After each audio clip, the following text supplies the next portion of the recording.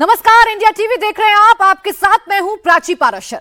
महाराष्ट्र का फॉर्मूला आधी रात सेट हो गया। नई दिल्ली में मीटिंग हो चुकी है। बीजेपी ने पूरा प्लान बना लिया है। कांग्रेस, उद्धव ठाकरे और शरद पवार की पार्टी अभी मिल ही रही है। बात फाइनल नहीं हो पा रही है, झगड़ा चल रहा है और महाअघाड़ी में झगड़े की वजह है मुसलमान। महाअघाड़ी के तीनों बड़े दल मांग कर रहे हैं मुसलमान सीट। और अब चौथी पार्टी यानी समाजवादी पार्टी अखिलेश यादव की पार्टी भी महाराष्ट्र पहुंच गई है। अखिलेश यादव ने भी चुन चुन के मुस्लिम कैंडिडेट्स चुनाव में उतारे हैं। तो क्या मुसलमान वोट से बनेगा महाराष्ट्र का अगला मुख्यमंत्री, या फिर मुसलमान वोट इतने टुकड़ों में बंट जाएगा कि बीजेपी आसानी से जीत जाएगी? महाराष्ट्र का मूड क्या है? क्या महाराष्ट्र में मुख्यमंत्री का फैसला भाईजान ही करेंगे? और क्या मुसलमान की वजह से ही मोदी की पार्टी महाराष्ट्र जीत सकती है? इन सारे सवालों का जवाब आपको इस रिपोर्ट में मिलेगा। 36 दिन बाद 23 नवंबर को महाराष्ट्र में क्या होगा? क्या उसका फैसला 19 अक्टूबर को ही हो गया है?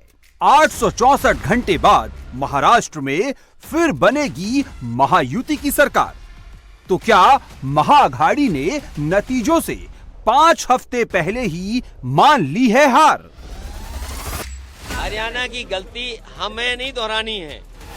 हरियाणा में जो हारे हैं उन्हें गलती नहीं दोहरानी है। अखिलेश ने ये मैसेज राहुल को दिया है, पवार को दिया है, ठाकरे को दिया है।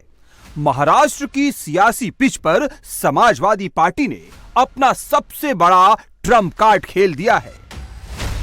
और अखिलेश के इस ट्रम्प कार्ड का नाम है मुस्लिम वोट बैंक। महाविकास अघाड़ी में इस वक्त सबसे ज्यादा सरफुटौल उन 25 सीटों पर चल रही है जहां सबसे ज्यादा मुस्लिम आबादी है। हमारे आपके लोग राहुल, पवार, ठाकरे मुस्लिम सीटों पर तू मैं करते रह गए। अखिलेश बिना किसी को बताए मुस्लिम वोट बटोरने महाराष्ट्र पहुंच गए। और वो खाली हाथ नहीं गए, महाअघाड़ी के लिए अपनी डिमांड लिस्ट साथ लेकर गए। महाविकास अघाड़ी में एमवीए में समाजवादी पार्टी ने 12 सीटें मांगी हैं। 2 विधायक हमारे हैं और हम वो लोग हैं जो कभी कभी कम सीटों पे भी संतुष्ट हो जाते हैं। कम से कम सम्मान की तरह जिस तरीके से समाजवादी लोग यहाँ तैयारी कर रहे हैं, इरशाद हैं। कल हम लोग मालेगांव थे, क्या ऐतिहासिक कार्यक्रम था। बारिश के बाद भी लोग हटे नहीं, गए नहीं। तो ऐसे तमाम सीटें हैं जिनकी जानकारी हमने दे दी। जहां पार्टी मजबूत है उनकी सीटें भी हमने घोषित कर दी। अखिलेश ने राहुल, पवार, ठाकरे को आंख दिखाते हुए जिन सीटों पर अपने उम्मीदवारों के नाम का ऐलान किया है, वो सारे उम्मीदवार मुस्लिम समुदाय से आते हैं। शिवाजी नगर से अबू आजमी, भिवंडी ईस्ट से रईस शेख, भिवंडी वेस्ट से रियाज आजमी और मालेगांव से शान हिंद को सपा ने टिकट दिया है। और अखिलेश ने इन सारे नामों का ऐलान महाराष्ट्र की चुनावी पिच पर उतरने के साथ ही मालेगांव की रैली में कर दिया, वो भी पर्चे के साथ। अखिलेश को अबू आजमी ने हाथ में पर्चा पकड़ाया, कान में बताया कि इन मुस्लिम उम्मीदवारों का नाम अनाउंस कीजिए। अखिलेश ने हूबहू वही किया जो उन्हें कहा गया। आज तो केवल बारिश आई है, लेकिन मैं जानता हूं जब वोट पड़ेगा तो मालेगांव के लोग, हमारे अपने लोग, एक एक वोट की बारिश कर करके समाजवादी पार्टी को जिताने का काम करेंगे। साथ ही हम अपनी पार्टी के प्रत्याशी शान हिंद जी का धन्यवाद देता हूं। हमारे साथ मंच पर रईस शेख साहब हैं, रियाज साहब हैं और जो हमारे और साथी हैं जो समाजवादी पार्टी से चुनाव लड़ रहे हैं। मैं इनके लिए समाजवादी पार्टी की टिकट देने का भी फैसला लेता हूं।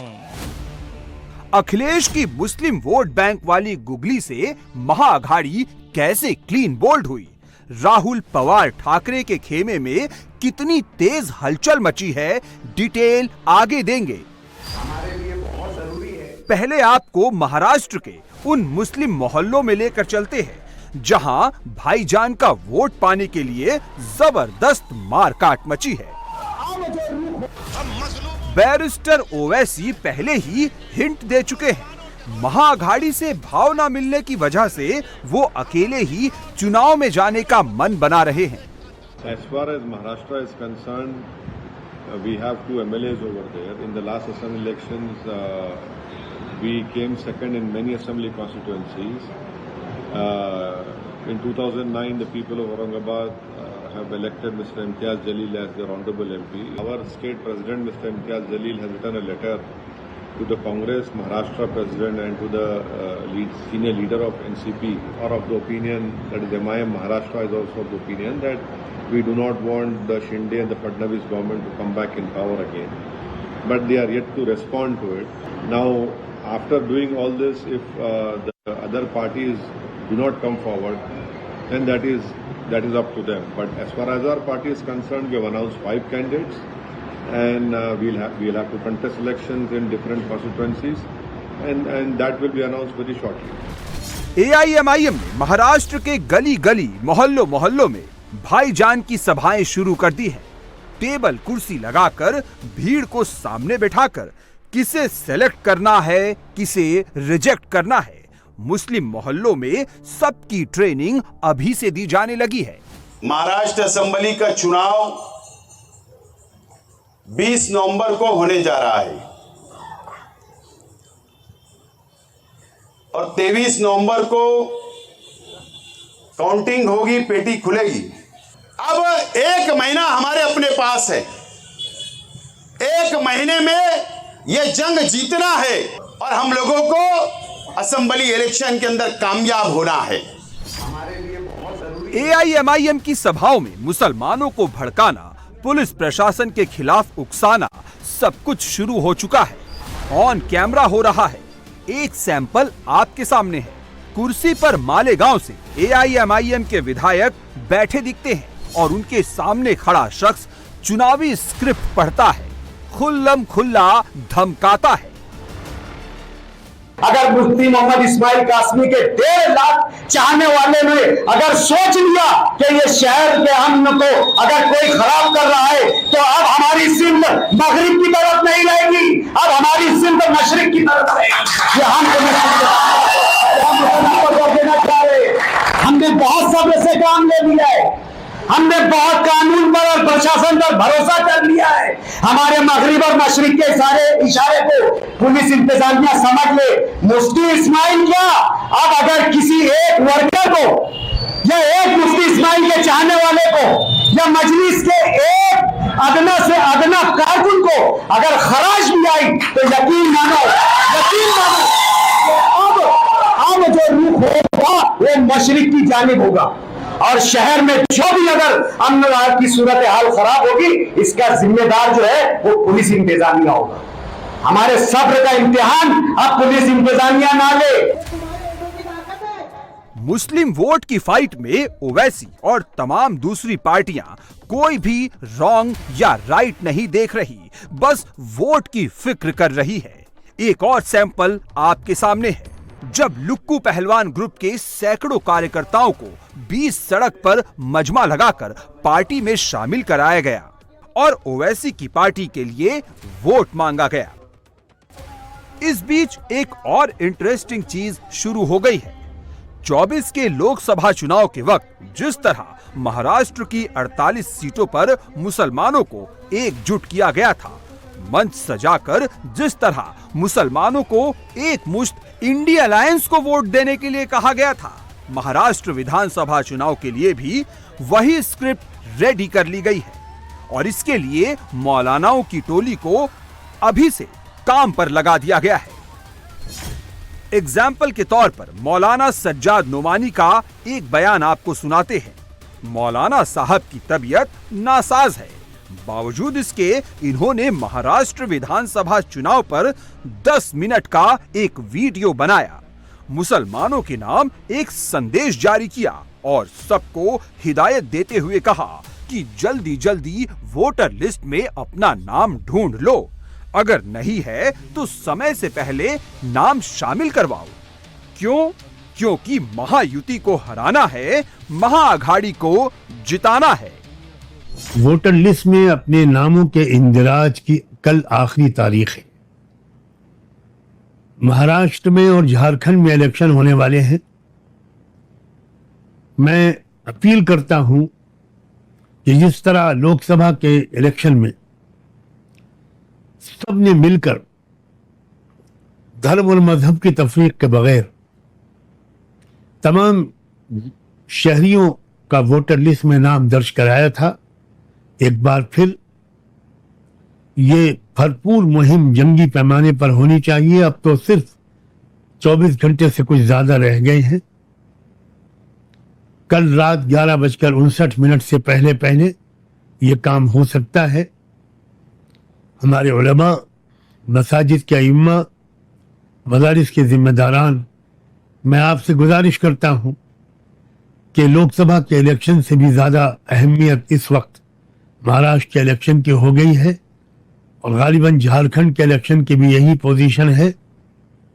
इसलिए वोटर लिस्ट में नए नामों का इंदिराज और पिछले नामों का करेक्शन, उस मुहिम को एक जंगी पैमाने पर चलाया जाए ताकि हमारे मुल्क में जो डेमोक्रेटिक वैल्यूज हैं, लोकतांत्रिक व्यवस्था है, ये कमजोर न होने पाए बल्कि मजीद ताकतवर हो।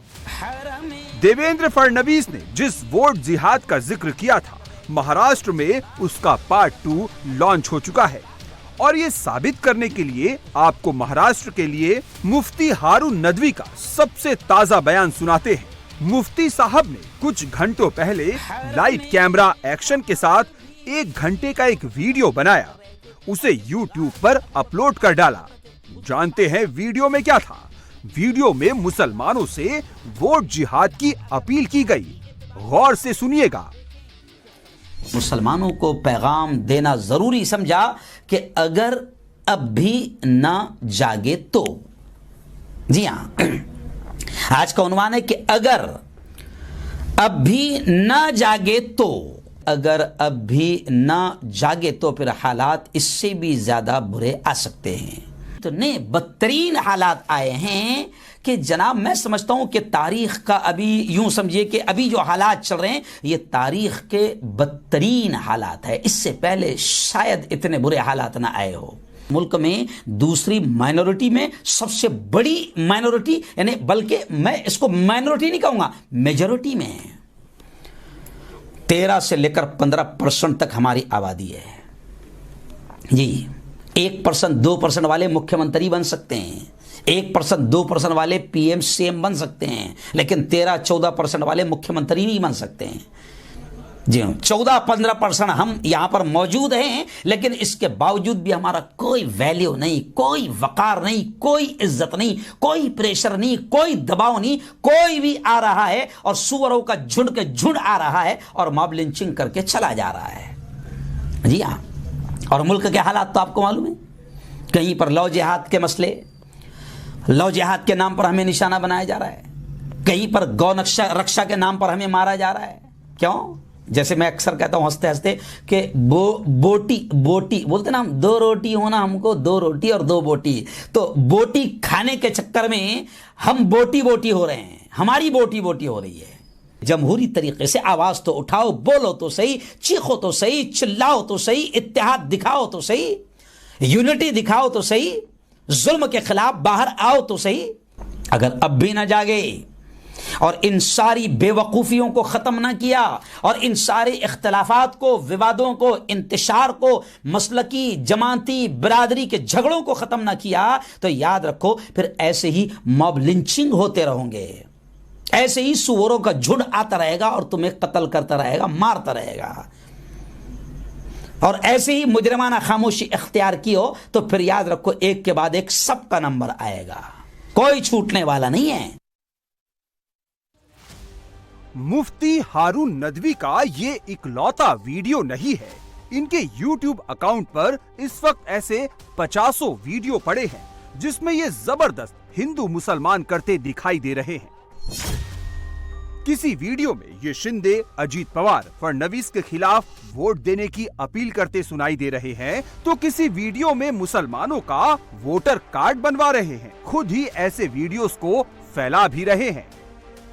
जो भी शिंदे, अजीत पवार, फडणवीस और महायुति के साथ है, क्योंकि महायुति ऐसे संतों की सुरक्षा करने का काम कर रही है, उनको हिफाजत करने का काम कर रही है, उन पर कार्रवाई नहीं करवा रही है। तो जो भी इन महायुति के साथ है, जो भी मुसलमान, तो जाहिर बात है कि वो इनके वफादार है, वो मोहम्मद रसूलुल्लाह के वफादार नहीं है, वो मोहम्मद रसूलुल्लाह के गुलाम नहीं है।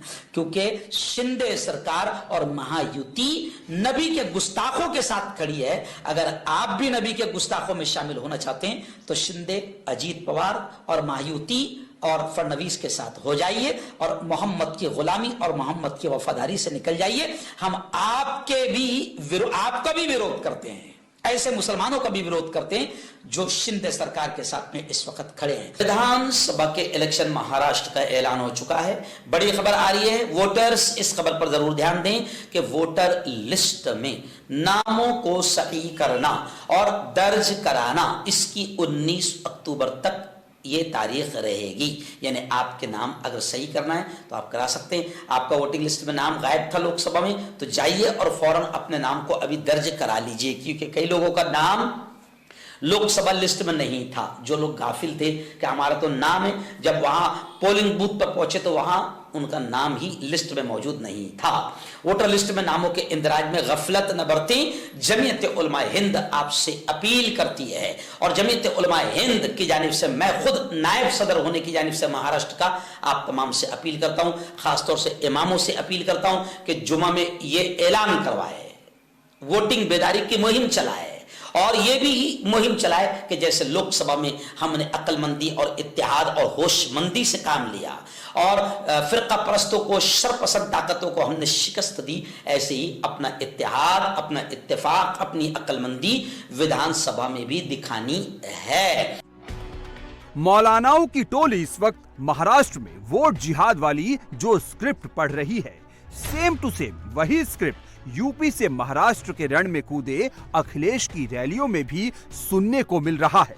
उदाहरण के तौर पर मालेगांव में अखिलेश के सामने सपा नेता और शिवाजी नगर से सपा कैंडिडेट अबू आजमी और मालेगांव से सपा कैंडिडेट शान हिंद को सुनिए। इनका टोन सुनकर आपको अंदाजा लग जाएगा कि महाराष्ट्र में कितने बड़े लेवल पर मुसलमानों वाला ये प्रयोग शुरू हो चुका है। अबू आसिम आपके हक की लड़ाई लड़ता है कि नहीं लड़ता है?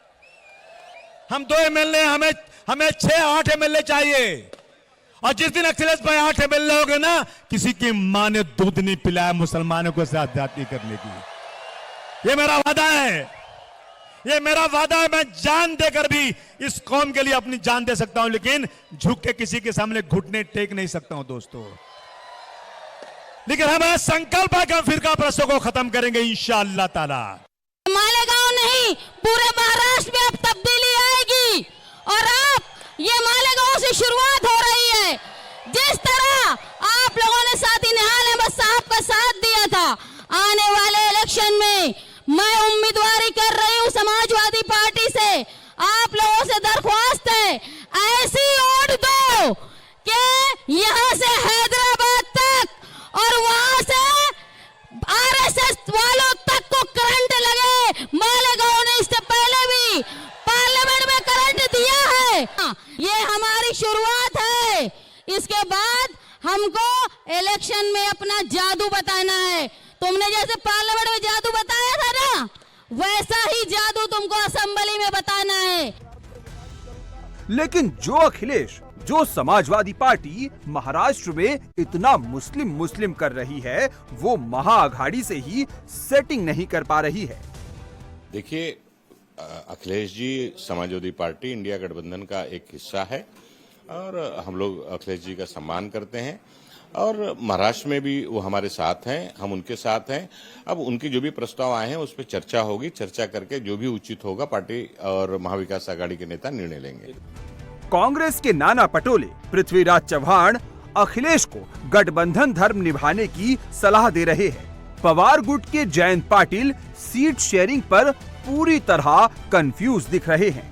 हो जाएगा, अभी सीट शेयरिंग के मीटिंग में जा रहा हूँ, कोशिश चालू है और मुझे लगता है कि आजकल में इशू वो हाईकमांड डिसीजन लेंगे, उसमें अभी हम लोग उस पर कोई चर्चा नहीं कर सकते। उनसे हमारा हाईकमांड बात करेगा, उस पर मैं कोई डिस्कशन नहीं करूँगा।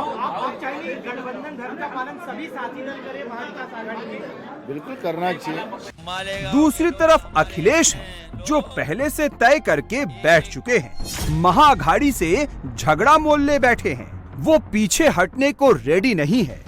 मुस्लिम वोट बैंक से कोई समझौता करने के मूड में नहीं है। कम से कम हमारी पार्टी के लोगों की ताकत तो दिखाई दे।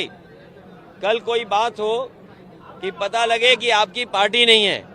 जब चुनाव घोषित हुआ है, हमारी पार्टी मैदान में है और इस बार किसी तरह की देरी हम लोग नहीं करना चाहते हैं। हमें उम्मीद है कि हमारी पार्टी ने जो सीटें मांगी हैं, उन सीटों को शामिल होकर के हम लोग चुनाव लड़ेंगे।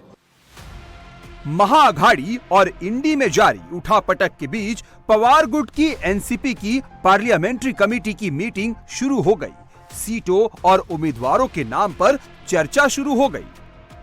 महाराष्ट्र कांग्रेस के प्रदेश अध्यक्ष नाना पटोले, बाला साहब थोराट, विजय वडेट्टीवार को रविवार को दिल्ली पहुंचने का बुलावा आ गया।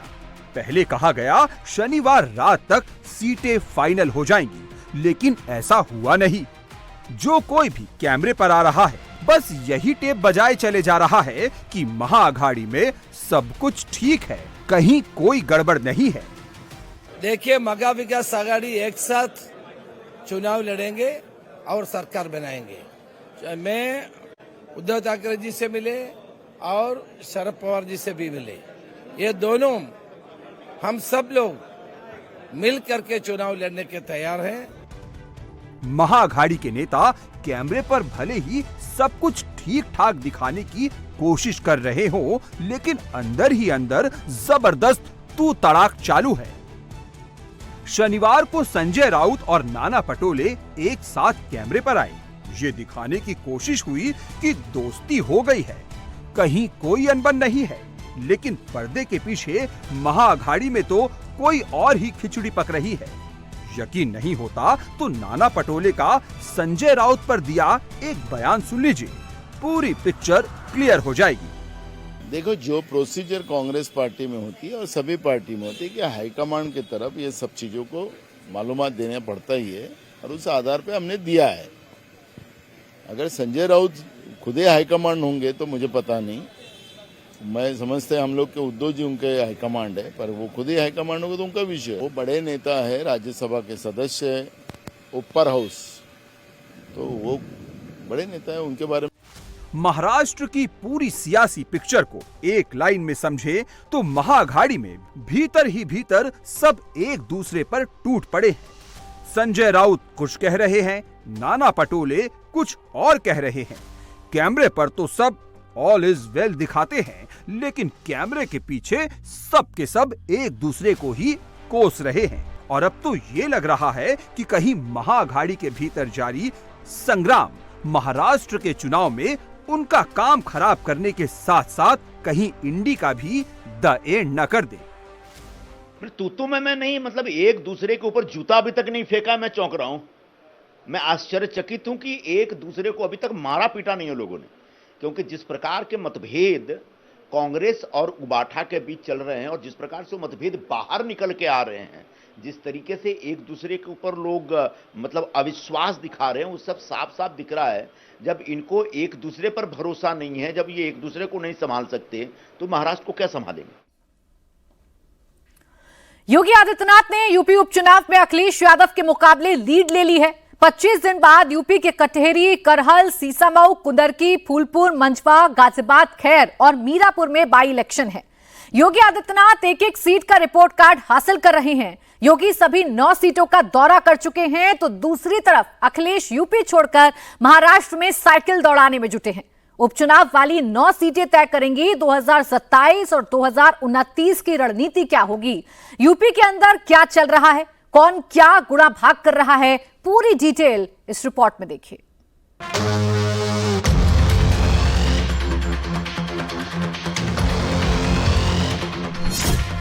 यूपी की 9 सीटों पर बीजेपी कैसे लड़ेगी, इसका फाइनल प्लान तैयार हो गया है। विपक्ष के गढ़ में कमल कैसे खिलेगा, योगी ने रणनीति बना ली है। कटेहरी, करहल, कुंदर की योगी आदित्यनाथ का full proof plan ready. UP में बाई इलेक्शन का ऐलान हो चुका है। 13 नवंबर को 9 सीटों पर वोटिंग की तारीख मुकर्रर हो गई है।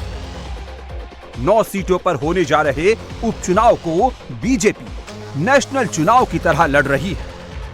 उपचुनाव में बीजेपी की तैयारी कहां तक पहुंची, किस सीट पर बीजेपी मजबूत है, कौन सी सीट बीजेपी के लिए मुश्किल है, इसकी मॉनिटरिंग योगी आदित्यनाथ खुद कर रहे हैं।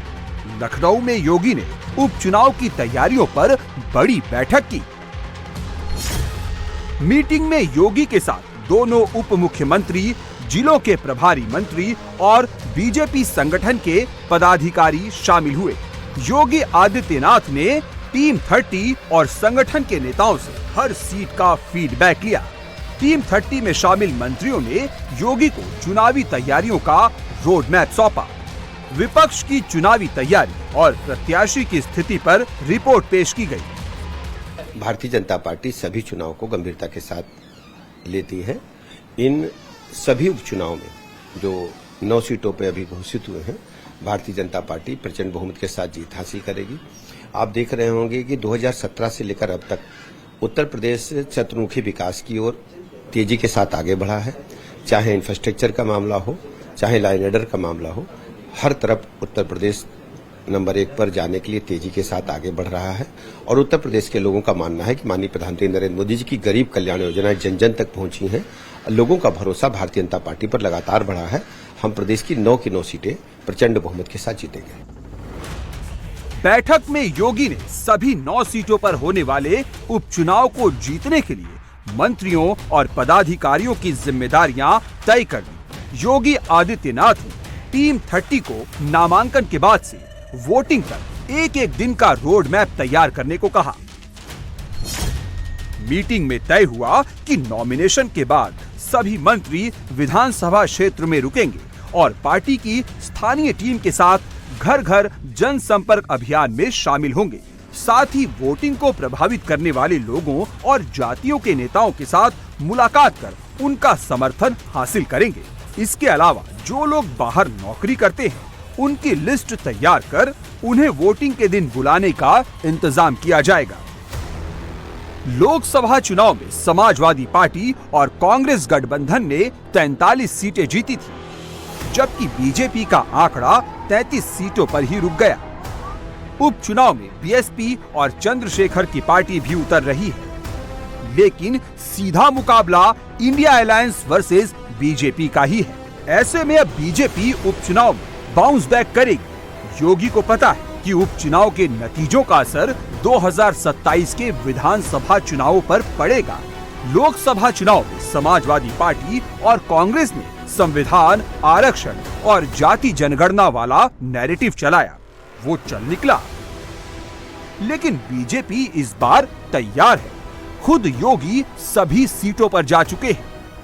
सरकार के मंत्री लंबे समय से उपचुनाव वाली सीटों पर कैंप डाले हुए हैं। समाजवादी पार्टी और कांग्रेस ने जो निगेटिव नैरेटिव सेट करने का असफल प्रयास किया था, लोकसभा चुनाव के बाद उनकी कलई खुल चुकी है। चाहे खटाखट करके महिलाओं को उन्होंने गुमराह किया कि आपके खाते में इतने पैसे आ जाएंगे, पूरी तरह से समाजवादी पार्टी एक्सपोज हो चुकी है, कांग्रेस एक्सपोज हो चुकी है। जनता ने इन्हें नकार दिया है।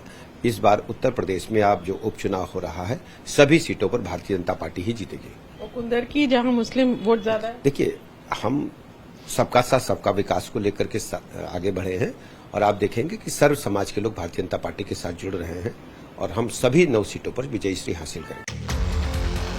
योगी आदित्यनाथ हर हाल में सभी 9 सीटों पर जीत हासिल करना चाहते हैं। योगी का पूरा फोकस सरकार और संगठन के बीच तालमेल के साथ बूथ मैनेजमेंट पर है। मीटिंग में तय हुआ है कि उपचुनाव को लेकर अब लखनऊ में कोई बैठक नहीं होगी। आगे की बैठक वहीं होगी जहां बाई इलेक्शन होने वाला है। इन बैठकों में जिला अध्यक्ष और पार्टी के दूसरे नेता शामिल होंगे। वहीं सभी प्रभारी मंत्री अपनी प्रभार वाली सीट पर जाएंगे और तैयारियों को देखेंगे। इसके अलावा बूथ अध्यक्ष, बूथ कार्यकर्ता और पन्ना प्रमुख को सक्रिय किया जाएगा। देखिए, हम लोग प्रचार पहले से भी हमारे सभी क्षेत्रों में माननीय मुख्यमंत्री जी का कार्यक्रम पहले लग चुका है, वो जा चुके हैं, प्रदेश अध्यक्ष जी जा चुके हैं, महामंत्री संगठन सभी हमारे 9 विधानसभा पर उनका प्रवास हो चुका है और जो भी प्रभारी मंत्री और संगठन के लोग लगाए गए थे वो मंडल स्तर से सेक्टर, जो हमारे शक्ति केंद्र बोलते हैं हम लोग, वहाँ तक की हम लोग के सभी रचनाएं हुई है। बूथ पर पहले से हमारे बूथ अध्यक्ष होते हैं, बूथ प्रभारी होते हैं, BLA 2 होते हैं। हर बूथ पर 3 हमारे कार्यकर्ता काम करते हैं। बूथ की हमारी एक कमेटी होती है 11 लोगों की। सभी लोग बने सक्रिय रूप से काम कर रहे हैं और इस बार हम लोग 9 की 9 सीट जीतेंगे। बीजेपी ने उपचुनाव का रण जीतने की ऐसी प्लानिंग तैयार की है जिसका जवाब देना अखिलेश यादव के लिए आसान नहीं होगा। योगी आदित्यनाथ चुनाव वाली सभी सीटों पर 2-2 रैलियां करेंगे। दोनों डिप्टी सीएम और बीजेपी प्रदेश अध्यक्ष की भी 2-2 सभाएं कराई जाएंगी। उपचुनाव में वोटिंग से पहले हर इलाके में पार्टी चौपाल लगाएगी। यहाँ जनता की समस्या सुनी जाएगी, तुरंत समाधान किया जाएगा। चुनावी सीटों के प्रभारी मंत्री वहाँ की जनता से सीधा संवाद करेंगे, सरकार की योजनाओं को बताएंगे। पार्टी का फोकस ओबीसी और दलित वोटर्स पर है, जिन्होंने लोकसभा चुनाव में अखिलेश यादव का साथ दिया था। पार्टी के नेता और कार्यकर्ता दलित और ओबीसी समाज के बीच जाएंगे और आरक्षण और संविधान पर समाजवादी पार्टी की तरफ से चलाए जा रहे फेक नैरेटिव का सच बताएंगे। जिन 10 सीटों पर चुनाव होने हैं, उसमें 5 सीट समाजवादी पार्टी और 5 एनडीए गठबंधन के पास थी। बीजेपी के खाते में 3 सीट थी, 1 आरएलडी के पास थी और 1 पर निषाद पार्टी को जीत मिली थी। कटेहरी, करहल, सीसामऊ, कुंदर की सीट सपा ने 2022 में जीती थी। अयोध्या की मिल्कीपुर सीट भी सपा के खाते में थी, जिस पर अभी तारीख नहीं आई है। बीजेपी मीरपुर की सीट आरएलडी को दे सकती है, क्योंकि 2022 में ये सीट जयंत चौधरी की पार्टी के पास थी। बीजेपी ने कैटेगरी बांटकर उपचुनाव वाली सीटों की तैयारी की है। ए कैटेगरी में वो सीटें हैं जहां पार्टी मानकर चल रही है कि विपक्षी पार्टियों के मुकाबले उनकी जीत के चांस ज्यादा है। ए कैटेगरी में बीजेपी ने गाजियाबाद, खैर, मंझवा और फूलपुर की सीटों को रखा है। बी कैटेगरी में कटहरी की सीट है, जहां मुकाबला 50-50 का है। सी कैटेगरी में वो सीटें हैं जहां बीजेपी को टफ फाइट मिल रही है। इसमें करहल, कुंदर की और सीसामऊ की सीट है। मुख्यमंत्री योगी आदित्यनाथ ने आज की बैठक में मंत्रियों से कहा कि हर हाल में इन उपचुनाव में बीजेपी को अच्छा प्रदर्शन करना है। सभी प्रभारी मंत्री अपने अपने जिले में जाएं, वहां कैंप करें। अब लखनऊ में कोई मीटिंग नहीं होगी, उन्हीं जिलों में होगी जहां बाई इलेक्शन होना है। 3 सीट, जो 9 सीट जहां उपचुनाव होने हैं, उनमें से 3 सीट बीजेपी के लिए थोड़ी मुश्किल है। वहां ज़्यादा ताकत लगाने की भी बात मुख्यमंत्री योगी आदित्यनाथ ने की। उसमें पहले नंबर की सीट करहल है, जहां पर अखिलेश यादव विधायक थे और उनके इस्तीफे के बाद ये सीट खाली हुई है। 1993 से करहल में समाजवादी पार्टी का कब्जा है। दूसरी सीट कुंदर की है, जहां पर मुस्लिम आबादी ज़्यादा है, मुस्लिम वोटर ज़्यादा है। वहां बीजेपी 1993 के बाद नहीं जीती है। और तीसरी सीट है कानपुर की सीसामऊ, जहां पर बीजेपी 1996 के बाद नहीं जीती है। तो इन तीनों सीट्स पर ज़्यादा ताकत लगाने के लिए भी आज मीटिंग में बात हुई। 9 सीटों पर होने वाले विधानसभा चुनाव में दलित वोटर गेम चेंजर होंगे। ये जिसके साथ खड़े होंगे उसकी जीत के चांस उतने ही बढ़ जाएंगे। 2024 के लोकसभा चुनाव में ओबीसी और दलित वोट इंडिया गठबंधन में शिफ्ट हो गया था। उसे बीजेपी बाई इलेक्शन में हर हाल में वापस लाना चाहती है और 2027 से पहले 9 सीटों पर होने वाले उपचुनाव में इसका पहला टेस्ट होगा। इसका पहला सैंपल हरियाणा में दिखा। सैनी सरकार ने दलित आरक्षण में कोटे में कोटा लागू करने का फैसला किया। यूपी में भी 2027 विधानसभा चुनाव से पहले सरकार इसे लागू कर मास्टर स्ट्रोक खेलने की तैयारी में है। दलित वोटों की सियासत करने वाली मायावती ने बीजेपी के फैसले पर सवाल उठाए तो जवाब दिया यूपी सरकार के डिप्टी सीएम केशव मौर्य ने। कहा बीजेपी की सरकार में समाज के हर वर्ग का विकास होगा।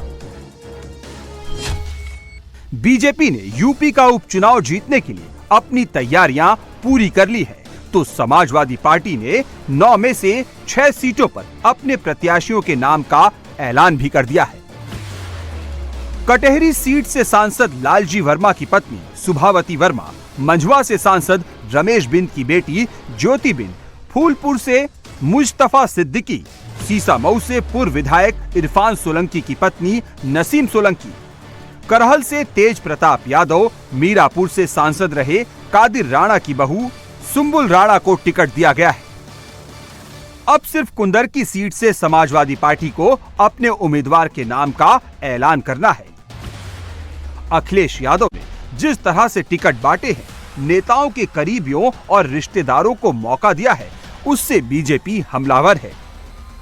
आरोप लगा रही है कि अखिलेश के पीडीए में पी का मतलब पिछड़ा की जगह परिवारवाद और डी के दलित का मतलब अवधेश प्रसाद हो गया है। अखिलेश यादव लोकसभा की ही रणनीति बनाकर बीजेपी को उपचुनाव में हराना चाहते हैं, लेकिन समाजवादी पार्टी और कांग्रेस अलायंस के बीच सब कुछ ऑल इज वेल नहीं है। सीट शेयरिंग को लेकर दोनों के बीच ठन गई है।